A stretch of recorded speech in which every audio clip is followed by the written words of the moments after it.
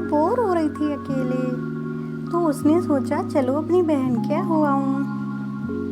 ओहो, मैं बोर हो रही हूँ, क्यों ना अपनी टीटू दीदी के यहाँ घूम आऊँ।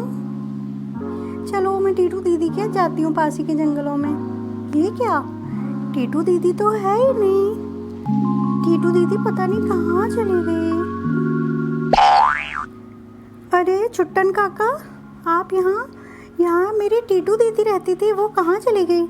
अरे अरे टिन्नू, टीटू दीदी के बच्चों को एक सांप ने खा लिया, इसलिए बड़ा दुखी रहती है, बहुत उदास रहती थी। पता नहीं कब आती है कब जाती है, भगवान जाने। चलो टिन्नू, मैं चलता हूँ, बाय।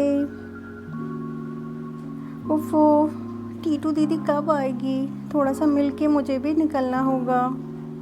थोड़ा इंतज़ार कर लेती हूँ। अरे टिन्नू, तुम कब आई। टीटू दीदी, मैं तो कल की आई हुई हूँ, आपका इंतज़ार कर रही थी।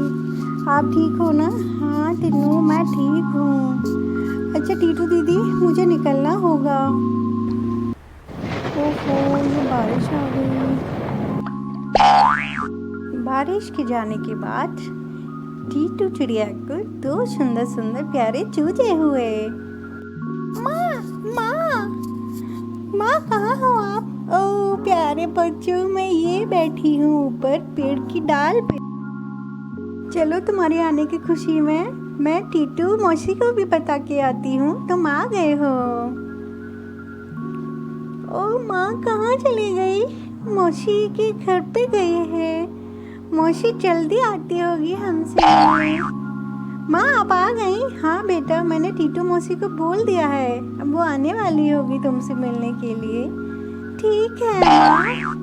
ओ मौसी आ गई, मौसी आ गई। मौसी नमस्ते। ओ ये तो बहुत प्यारे है टीटू दीदी। ओ प्यारे बच्चों, मैं तुम्हारी मासी हूँ।